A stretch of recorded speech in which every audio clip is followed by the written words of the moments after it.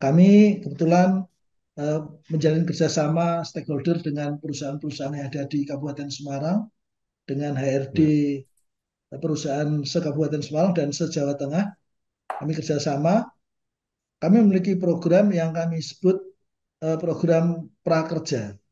Dulu awalnya program Hmm. itu kami beri nama program Koki. Koki itu kuliah Hmm. kuliah oke, kerja yes. Jadi Oh. bagi calon mahasiswa yang dari keluarga kurang beruntung yang terdampak waktu itu, yang mereka tidak mampu untuk kuliah, mereka kami beri kesempatan untuk bisa kuliah secara mandiri, biaya mandiri. Hmm. Caranya mereka kami latih, jadi setelah mereka lulus SMA, kami tawari program Ya. itu, kemudian kami Ya. beri pelatihan gratis. Asramanya juga gratis, pelatihannya gratis, agar mereka memiliki minimal skill untuk bisa kami masukkan ke Hmm. perusahaan-perusahaan yang ada di sekitar kampus kami kan banyak sekali. Telah terbit secara cetak dan digital. Majalah Kampus Indonesia edisi Desember 2024. Pada edisi ini terdapat wawancara khusus dengan Mendikti Saintek, Satrio Somantri Brojonegoro, 75 tahun Universitas Gadjah Mada. Profil beberapa alumni kebanggaan UGM. Wawancara dengan Direktur Dewan Eksekutif BAN PT. Juga profil beberapa kampus yang telah mendapat akreditasi unggul. Untuk informasi dan pemesanan, dapat menghubungi kontak yang ada di video.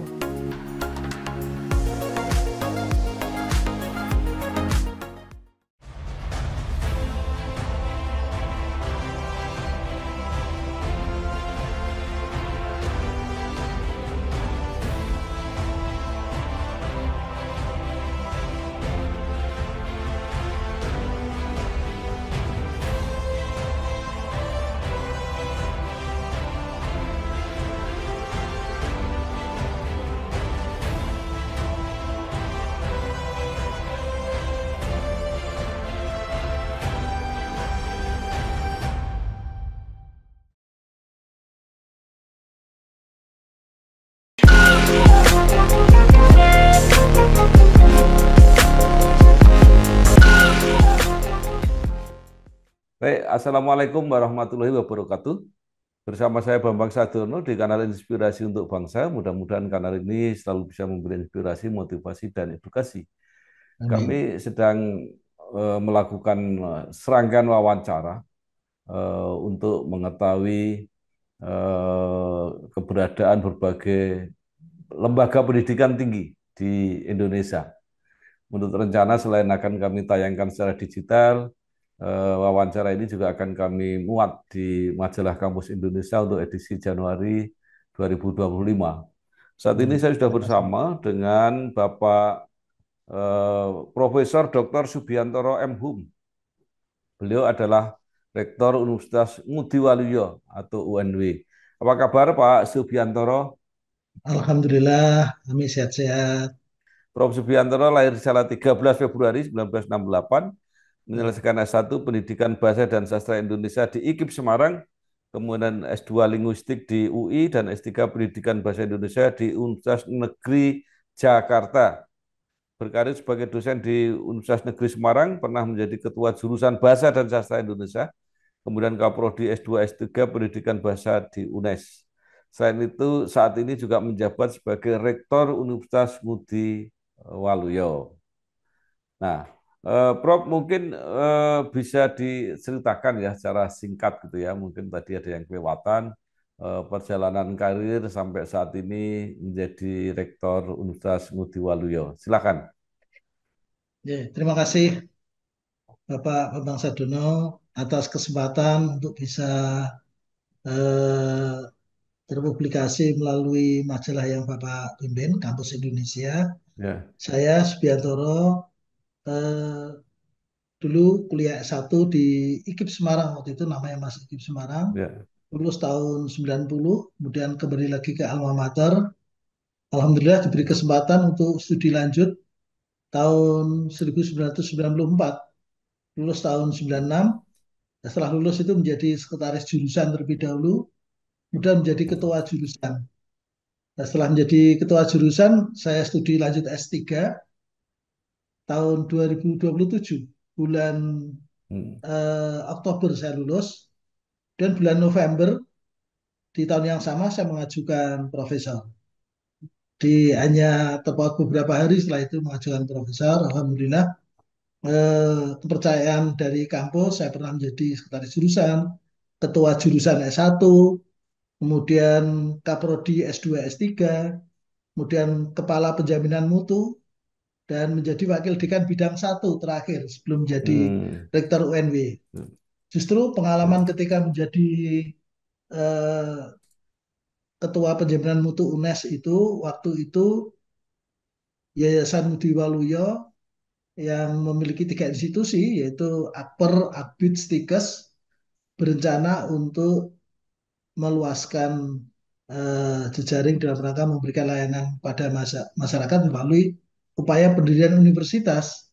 Dan mereka waktu itu yayasan rawuh ke UNES oleh Pak Rektor UNES waktu itu ditunjuklah saya untuk mendampingi penyusunan proposalnya begitu Bapak istilahnya.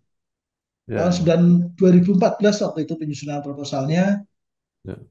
selesai 2015 diajukan, alhamdulillah Agustus 2016 SK-nya turun. Itu integrasi tiga institusi plus prodi-prodi non kesehatan waktu itu jadilah Universitas Budi Waluyo. Agustus SK-nya turun Ya. waktu itu, kemudian yayasan meminta ke UNES rektor untuk memimpin kampus itu. Kebetulan oleh rektor UNES waktu itu diberi dua profesor senior kami, tapi yayasan Ya. nggak mau rupanya. Nggak, yang saya minta Pak Ya. Biantoro katanya waktu itu. Kemudian akhirnya Ya. singkat cerita melalui proses yang cukup panjang, akhirnya saya diizinkan rektor UNES untuk Ya.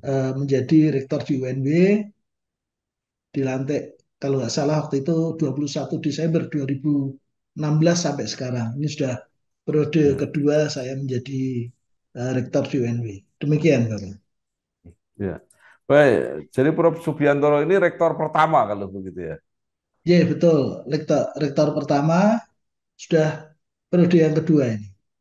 Kalau di Ya. swasta periodenya sampai 5 tahun. Ya, Prof. Subiantoro ini bahkan sudah mengetahui proses sebelum UNW ini lahir. Nah, mungkin bisa bercerita sejak Ya. cita-cita awal sampai saat ini eh, apa saja yang sudah dicapai. Alhamdulillah Universitas Budi Waluyo ketika saya masuk pertama kali ternyata proses integrasi yang dicita-citakan kementerian waktu itu ya. Ini dalam rangka Ya. untuk pelayanan pendidikan tinggi lebih baik pemerintah pada waktu Prof. Nasir sebagai menteri waktu itu Ya. pengennya tidak banyak perguruan tinggi tetapi harus berkualitas. Maka beliau mendorong Ya. upaya-upaya untuk pengintegrasian sejumlah institusi. Dan UNB waktu itu kelihatannya yang mempelopori pertama kali integrasi itu, mengintegrasikan antara Ya. Akper, Akbid, Stikes Ya. menjadi universitas. Tantangannya ternyata tidak semudah yang dibayangkan. Ya. Universitas yang baru dengan tiga kultur yang berbeda, bahkan empat kultur. Ya. Kultur Akper, kultur Akbid, kultur Stikes, kultur non kesehatan itu ternyata Ya. beda-beda menyatukan itu. Ya. Maka langkah pertama di bulan pertama kinerja saya kumpulkan mereka para pejabat strukturalnya saya ajak untuk langsung melakukan akreditasi perguruan tinggi. Jadi saya Ya. berpikir kalau bisa langsung mengajukan akreditasi perguruan tinggi sekaligus membangun budaya baru akademik. Maksud saya seperti itu. Alhamdulillah Ya. bisa kami selesaikan di akhir tahun 2000 pertengahan tahun 2017 UNW yang masih muda waktu itu sudah terakreditasi baik sekali Ya. dan itu menjadi awal pijakan kami karena saya pikir kulturnya sudah satu sehingga lebih mudah untuk saya ajak untuk bergerak memberikan layanan prima Ya. pada masyarakat. Dari jumlah mahasiswa waktu itu 1.600-an, alhamdulillah sampai saat ini student body kami sudah 5.588 mahasiswa, mahasiswa kami dari 34 provinsi yang ada di Indonesia ini, kurang 4 provinsi, provinsi yang baru-baru, plus dari Timur Leste. Ada juga dari Sri Lanka, mahasiswa baru kami. Ini sedang kami eh, apa upayakan makin banyak lagi mahasiswa dari luar negeri untuk bisa kuliah di kampus kami. Berbagai prestasi yang dicapai oleh dosen dan mahasiswa, alhamdulillah, yang membuat kampus Universitas Mudiwalaya saat ini di masyarakat sekitar kampus kami sudah disebut sebagai kampusnya para juara. Di PON kemarin Hmm. 6 medali emas yang disumbangkan ke Jawa Tengah itu dari mahasiswa Universitas Mudiwalaya, dan berbagai prestasi luar negeri. Woodball kemarin juara Asia Tenggara 2 medali juga.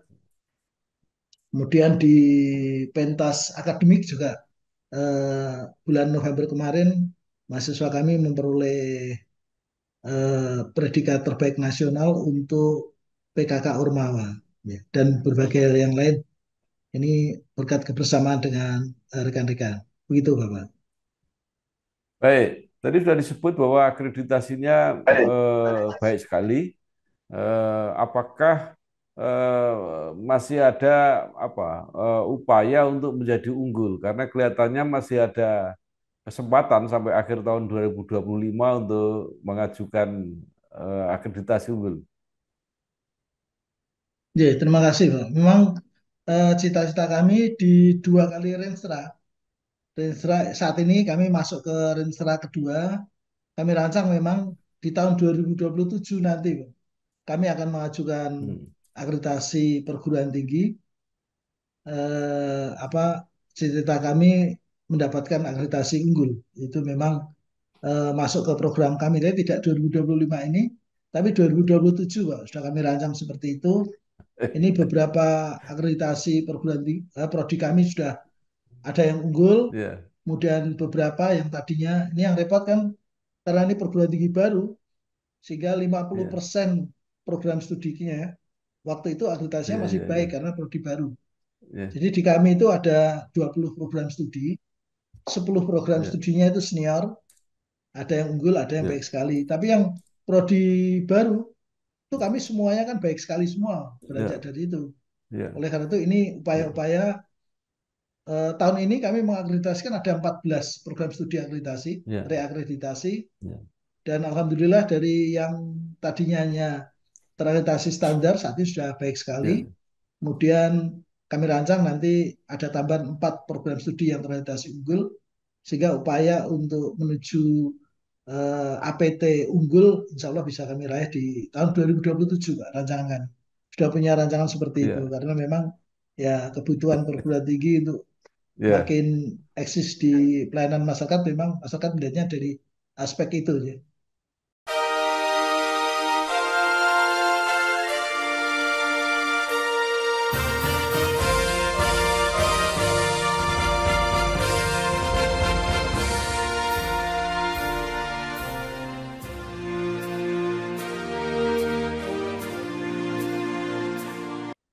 Ya, baik. Proses akreditasi untuk program studi ini di banyak tempat kami mendengar bahwa proses akreditasi program studi itu di samping ribet ya, banyak hal yang harus dipenuhi, dokumennya banyak sekali, juga biayanya besar. Nah, bagaimana dengan UNW? Nah, ya ini memang terkait akreditasi yang memakai lembaga akreditasi mandiri saat ini itu memang betul-betul Ya, menjadi beban bagi perguruan tinggi swasta. Tapi ya, alhamdulillah pemerintah juga mengimbangi beban itu dengan memberikan hibah untuk usulan akreditasi prodi-prodi kami. ya, Ada bantuan, tapi tidak semuanya ya, dapat bantuan memang. Kami ya, mengantisipasinya melaksanakan SPMI, ya. ya, Penjaminan mutu internal kami kuatkan. Kemudian kami buatkan juga sistem informasi akreditasi secara internal, sehingga seluruh proses pelaksanaan tridharma kami itu tercatat, terdokumentasi secara sistem informasi yang kami harapkan ini nanti akan meringankan beban teman-teman prodi ketika direakreditasi. Memang akreditasi itu menjadi berat kalau modelnya memakai SKS, sistem kebut semalam. Semuanya dipersiapkan Ya, menjelang akreditasi itu berat sekali. Eh, Pengalaman saya waktu itu di UNES menjadi ketua penjaminan mutu itulah yang akhirnya menjadi apa perilaku kami di UNB untuk menjaga standar pelayanan mutu internal itu harus ketat sekali. Kami setiap tahun punya bulan mutu, Bapak, bulan Agustus itu ya, bulan mutu, semuanya ada aktivitas eh, apa namanya pengecekan pelaksanaan tridharma perguruan tinggi. ya, Kami punya audit mutu internal. Setiap tahun kami punya rapat tinjauan manajemen dan ya. juga refleksi akhir tahun. Kami cek mulai Hmm, dari rektor sampai OB itu kinerjanya seperti apa kami ya, paparkan secara terbuka. Siapa-siapa yang harus ya, memperbaiki dari kekurangan-kekurangan yang ada itu menjadi bagian dan di tahun ajaran baru seperti itu kami awali dengan menyusun rencana operasional apa pelaksanaan dari setiap prodi. Hal yang seperti itulah yang kami harapkan bisa mengawal tanggung jawab kami untuk memberi layanan prima pada masyarakat. Dan alhamdulillah capaian akreditasi prodi-prodi yang baru sudah meningkat satu tahap karena untuk mencapai ini repotnya akreditasi kita itu. Kalau perguruan tinggi baru 2016 kami menyekolahkan dosen-dosen kami S3 itu belum semuanya bisa bisa sekolah juga. ya, Sementara salah satu yang paling utama itu SDM, harus doktor, hmm, harus lektor kepala, itu kan butuh waktu juga ya, Mas. Itu ya, yang tidak bisa kami kejar. Kalau ya, pemberian layanannya bisa kami kejar, jadi makin ya, baik, makin baik. Tapi kalau untuk pembangunan SDM itu memang butuh waktu, step demi step. Itu yang membuat ya, kami belum bisa langsung melompat menjadi unggul karena aspek usia. Semoga saja nanti 2027 ya. kami bisa mewujudkan karena SDM kami jumlah Baik. doktornya terutama Bapak dan jumlah lektor Ya, kepalanya itu yang menjadi syarat ya, untuk bisa utama itu kan itu yang jadi repot, yang unggul nih. ya. Begitu Bapak. Baik. Ya, tadi belum disebutkan ada berapa fakultas, fakultas apa saja Oh, yang iya. ada dan apa yang menjadi daya tarik untuk kuliah di UNW ini.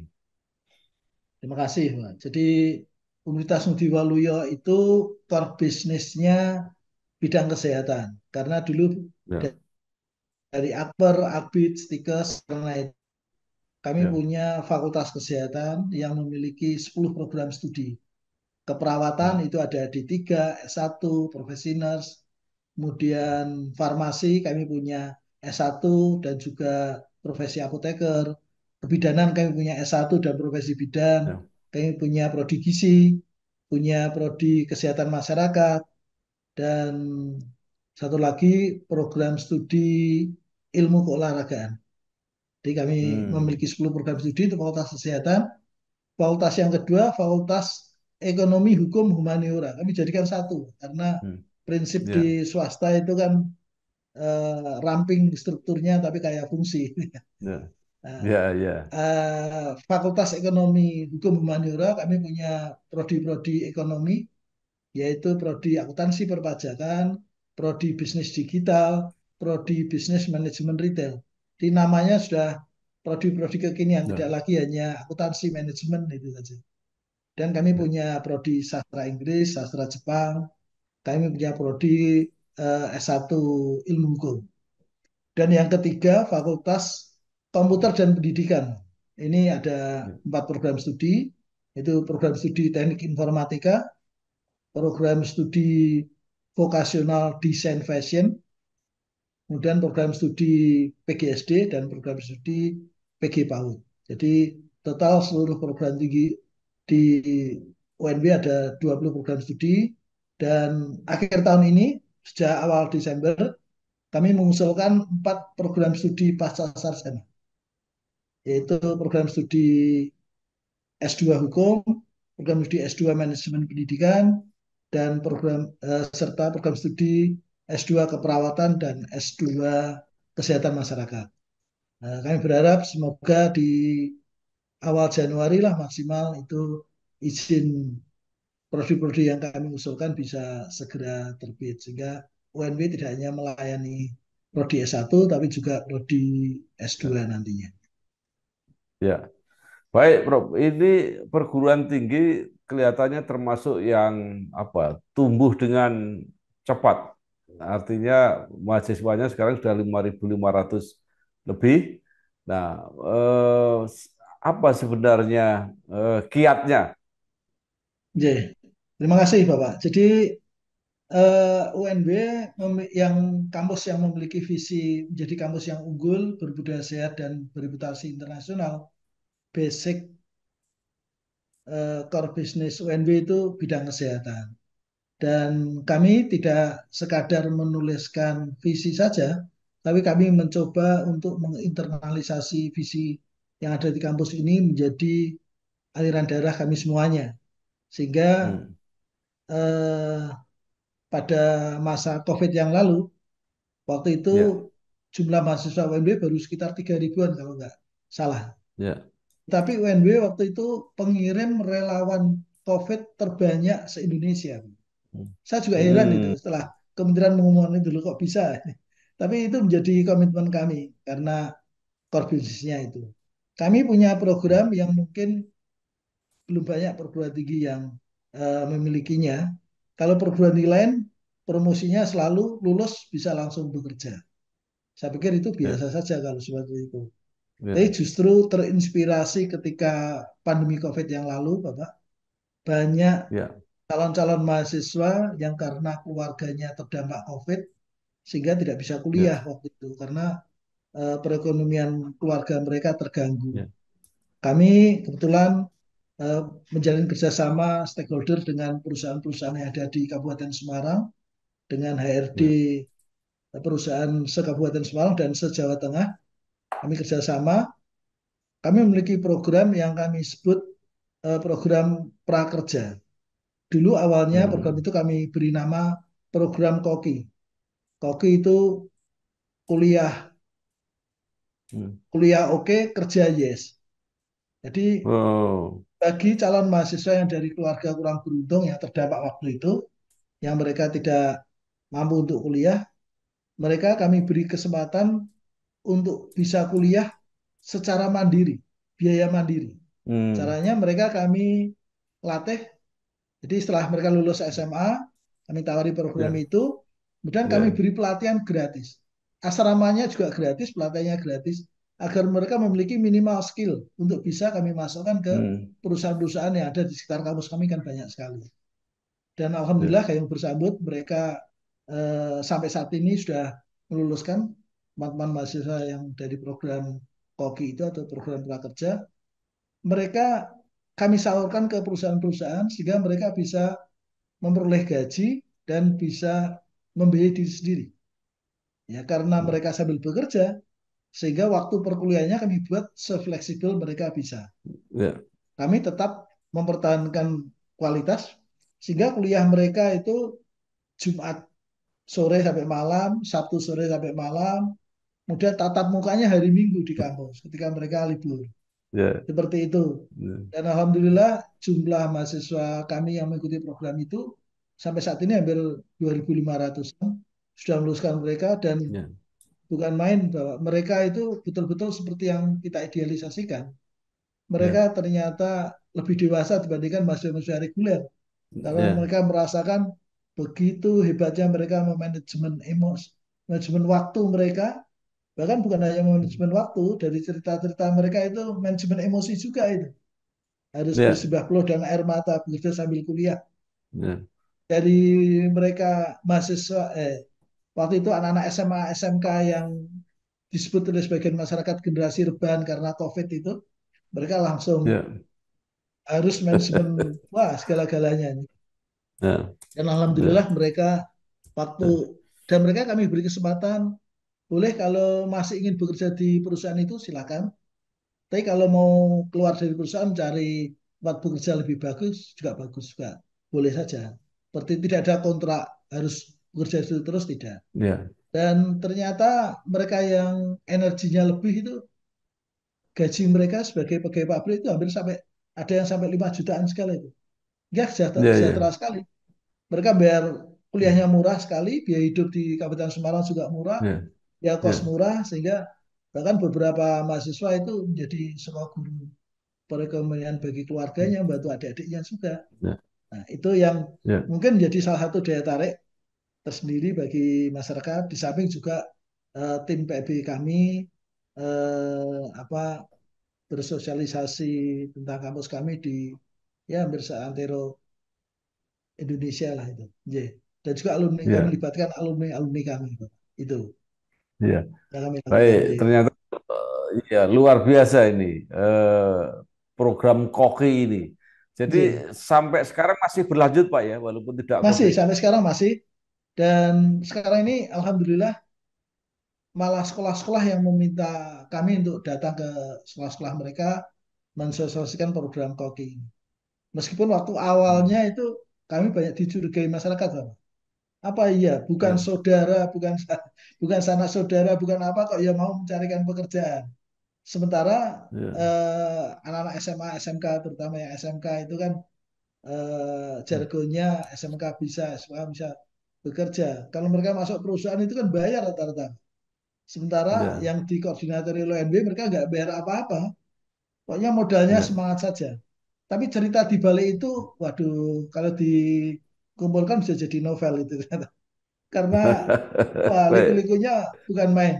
Ada anak Ya, yang kurang 2 hari gajian itu nggak kuat, pilih mundur. hmm, Itu ceritanya ya, seperti itu bukan main. Ada yang anaknya seneng bekerja sambil kuliah, orang tuanya yang istilahnya tidak ya, mentolo itu Pak. Lihatnya ya, lulusan ya, SMA ya, sudah ya, langsung kerja, pokoknya liku-likunya banyak. Anak-anaknya dari ya. wilayah Blora itu unik lagi. Hmm, Jadi kalau pas ya. panenan anaknya diminta pulang untuk bantu. Semuanya unik ceritanya, Pak. Mendampingi mereka itu Iya, penuh. Apalagi anak-anak iya, muda itu juga bosenan, sehingga iya, kami yang harus iya, mencarikan perusahaan pengganti dan lain sebagainya. iya, Tapi iya, ya asik sekali bisa membantu mereka, memandirikan iya, mereka. Karena iya. pikiran Baik, saya iya, kalau harus modalnya programnya beasiswa itu saya kasihan sebenarnya. Karena mendidik anak-anak iya. kita untuk tangannya di bawah itu yang tidak Oh kami iya, sukai itu. iya, Telah terbit secara digital dan cetak majalah Politik Indonesia edisi Desember 2024 dengan topik utama hasil kunjungan Prabowo ke beberapa negara dan lembaga internasional strategis. Bagaimana target pertumbuhan ekonomi 8% akan dicapai? Dinamika pembentukan BPI dan Antara. Juga koalisi Prabowo Jokowi memenangi Pilkada 2024. Untuk informasi dan pemesanan dapat menghubungi nomor kontak yang ada pada video. Yeah. iya. Ini saya kira luar biasa, Pak. Nah, bagaimana respon para pemberi kerja terhadap peserta program koki ini? Yeah, alhamdulillah karena HRD itu sudah punya ikatan kerjasama dengan kampus kami dan punya kesadaran sebenarnya perusahaan itu diuntungkan juga dengan program Koki. Karena mereka ternyata Ya, punya problem pekerja-pekerja mereka untuk industri yang padat karya itu ternyata punya hmm, kecenderungan juga tidak betah kerja di perusahaan itu sehingga keluar ya, masuk karyawannya kan tinggi sekali ya, untuk perusahaan padat karya. ya, Tapi kalau dari mahasiswa yang bekerja sambil kuliah itu relatif lebih ya, kerasan. Mereka ya. lebih kerasan. Persentase yang kerasan lebih banyak daripada yang keluar. Itu yang membuat Hmm, mereka juga hmm, suka dan ternyata para HRD, para perusahaan itu juga dititipi visi pemerintah untuk membangun generasi hmm, emas 2045. Mereka juga ya, punya target tiap tahun itu paling tidak ada ya, 1.000 mahasiswa, 1.000 karyawan mereka yang kuliah untuk ya, mendukung Indonesia Emas 2045 itu. Jadi alhamdulillah gayung ya, bersambut Bapak terkait dengan itu. ya, Mereka juga punya keinginan ya, seperti itu, juga punya keinginan karyawannya tidak keluar masuk. Sedangkan kami ya, punya keinginan memberdayakan adik-adik mahasiswa yang dari keluarga kurang beruntung untuk bisa mandiri. Saya kira mandiri Ya, lebih bagus baik. dibanding menerima beasiswa Ya, dari ya. pemerintah kalau menurut saya. Oke. Nggih. Iya, oke. Nah, luar biasa. Pertanyaan sedikit. Apakah mereka itu dibayar sesuai standar yang umum atau lebih rendah karena dia masih sambil kuliah? Nggih. Kalau mereka sama diberi standar gaji minimal UMR Kabupaten Semarang Ya, yang bekerja di ya, Kabupaten Semarang, karena ada juga yang bekerja di kabupaten sekitar Semarang. Kami salurkan ke perusahaan-perusahaan sekitar ya, Semarang. Seperti tadi katakan, kalau mereka energinya lebih, mereka bisa lembur dan lain sebagainya. Bahkan hmm, penghasilannya sampai 5 jutaan itu, Pak. Sementara untuk ya, kuliah biaya hidup itu kami hitung-hitung hanya 1.800.000. Sudah cukup itu. Asal hmm, tidak neko-neko hmm. ya. Pokoknya bisa bisa punya kos, bisa makan makanan sehat, Ya, bisa kuliah itu hitungannya kalau di Kabupaten Semarang ya, itu hanya 1 juta ya, 800, ya mereka masih ya, masih lebih lah dananya itu. ya. Yeah. Ya, Prof, tadi Prof sering sebut-sebut tentang Kabupaten Semarang. Mungkin bisa diceritakan lokasi kampus ini seperti apa. Juga tadi sebut-sebut ada asrama. Apakah di situ juga ada asrama? Monggo silakan. Iya, terima kasih. Kampus Universitas Sugdi Waluyo berada di jantungnya Kota Ungaran, di Ya. tepi Jalan Raya Semarang Surakarta. Kalau dari Hmm. arah Semarang itu di batas Kota Ungaran yang batas kota bagian selatan ya. Kalau dari Surakarta itu di ujung batas kiri jalan di sebelah kantor pajak Ungaran itulah kampus Universitas Nujoloyo. Eh, Terlihat sekali karena dilalui jalur umum, Ya. dan kampus kami itu berada di dua lokasi sekitar situ, yang kampus pusatnya dan kampus satu lagi di seberang jalan, yaitu kampus untuk khusus untuk farmasi. Seperti itu, Pak. J. Ya. Tadi yang tentang asrama seperti apa, Oh, Pak? J. Kami memiliki asrama Ya. karena tradisi waktu itu kami punya D3 keperawatan, D3 kebidanan, itu kami asrama. Ya. Sampai sekarang asrama itu ada, dan tadinya asrama itu kami wajibkan untuk yang program diploma, karena program diploma harus banyak keterampilannya, banyak itu sehingga kami khususkan harus berada di asrama. Tapi sekarang asrama kami buka untuk semua mahasiswa yang berkeinginan hidup di asrama. Pun juga untuk program-program prakerja tadi, mereka selama Ya. latihan kerja itu 1 minggu lah kami latih itu, mereka Ya. di asrama itu gratis, pelatihannya juga gratis. Setelah mereka memiliki minimal skill, kami salurkan ke perusahaan-perusahaan itu. Iya. Yeah. Asrama bisa menampung berapa orang, Prof? Asrama UNB sekarang ini bisa menampung 500-an orang. 500, oke. Yeah. Alhamdulillah, semoga Nah, saja baik. segera ada Ya. bantuan juga dari Eh, pemerintah untuk asrama ya. ini. Ya, UNW saat ini mahasiswa sudah 5.500. Nah, apakah punya target untuk memperbesar lagi dan apakah fasilitas untuk menampung ya, berarti kan kampusnya ini juga harus dipersiapkan. Itu seperti apa, Bro? Ya, terima kasih. Jadi kami punya target sesungguhnya kalau menurut hitung-hitungan pemberian layanan yang stabil itu, perguruan tinggi swasta harus memiliki mahasiswa 10.000 Bapak minimal. Ya, Kalau ingin ya, bisa segera melompat menjadi perguruan tinggi yang ya, besar. Sehingga ya, ini baru setengah dari target kami. Awalnya ketika ya, tahun 2016 target kami memang 5.000. Dan Alhamdulillah bisa terlampaui 5.588. Kami sampai tahun 2027 punya keinginan kalau bisa diberi kepercayaan oleh masyarakat, kami ingin mengelola 10.000 mahasiswa. Apalagi ini juga akan tambah 4 program studi pasca sarjana dan beberapa lagi program studi S1 yang sedang kami rancang studi kelayakannya untuk melayani mahasiswa. Kiraan kami bisa sampai 10.000 mahasiswa, Pak. Dan fasilitas Ya. perkuliahan insya Allah sudah kami persiapkan. Ya. UNB itu agak unik, memiliki Ya. tukang tukang bangunan itu sampai 134 itu sejak Ya. awal berdiri tahun 94 sampai sekarang mereka Ya. itu betah sekali sama seperti pegawai UNB.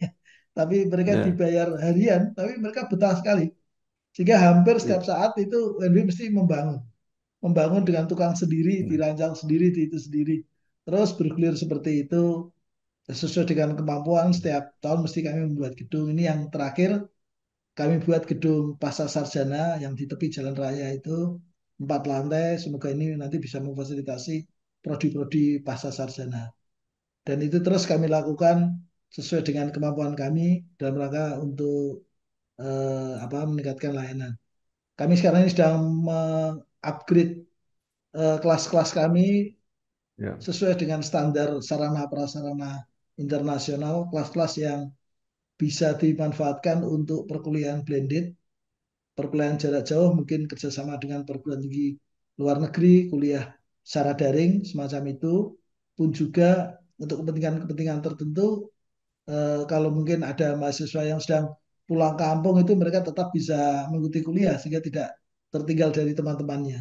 Ya. Itu yang sedang kami rancang, perbaikan-perbaikan kelas, perbaikan laboratorium, kemudian makin banyak menggandeng stakeholder yang bisa memfasilitasi mahasiswa kami. Apalagi dengan kurikulum Merdeka, Kampus Merdeka ini, suka tidak suka, mau tidak mau, kami harus mengikuti kebijakan pemerintah, memfasilitasi mahasiswa agar tidak hanya sekadar memiliki kompetensi sesuai dengan nama prodinya, tapi kompetensi plus plus plus sehingga mereka lulus bisa diterima di industri, dunia usaha, dunia kerja. Itu Bapak. Ya. Baik, Prof.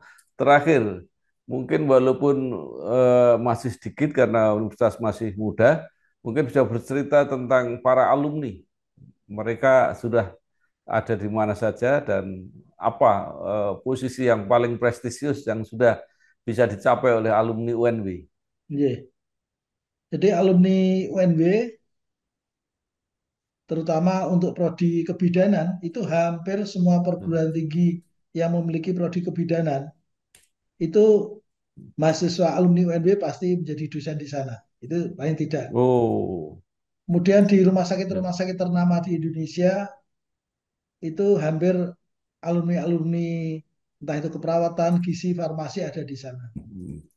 Di Timor Leste alumni kami menjadi menteri kesehatan Pak, di sana. Jadi Wah. menteri kesehatan Timor Leste itu dari UNB. Karena waktu Ya, awal-awal berdirinya APER dulu itu ya, kami punya kerjasama dengan Timor Leste, mereka menyekolahkan wah sekian banyak pemuda-pemudinya dan ya, sekarang sudah ada yang menjadi Menteri Kesehatan di sana.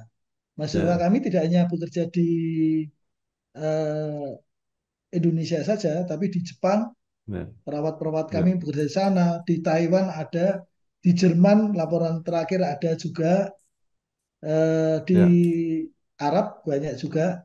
Jadi menyesuaikan Bapak. Sekarang ini juga informasi ya, lapangan pekerjaan terbuka begitu luas dan alhamdulillah mahasiswa kami memiliki kompetensi untuk bisa menjawab tantangan itu. Dan alhamdulillah beberapa rumah sakit ternama di Jakarta itu meski melewati beberapa perguruan tinggi yang memiliki prodi keperawatan, itu selalu saja ya. meminta dari UNB untuk bisa bekerja di eh, rumah sakit ternama Jakarta itu juga. Ye. Baik, luar biasa. Terima kasih sekali Profesor Dr. Subiantoro M. Hum, Rektor Universitas Ngudi Waluyo yang berkampus di Ungaran, Kabupaten Semarang. Luar biasa informasinya, mudah-mudahan ini tersebar luas dan menjadi Amin. andalan dan sekaligus kebanggaan para alumni maupun para calon mahasiswa.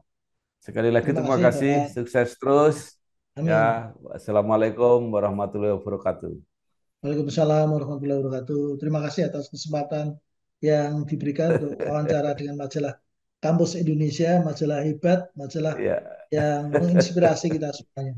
Terima kasih. Assalamualaikum. Terima kasih, Prof. Terima kasih, Prof. Telah terbit buku 100 perguruan tinggi akreditasi unggul.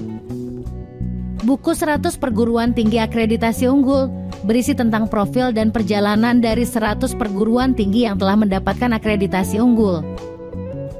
Untuk informasi dan pemesanan buku, bisa menghubungi salah satu nomor yang tercantum dalam video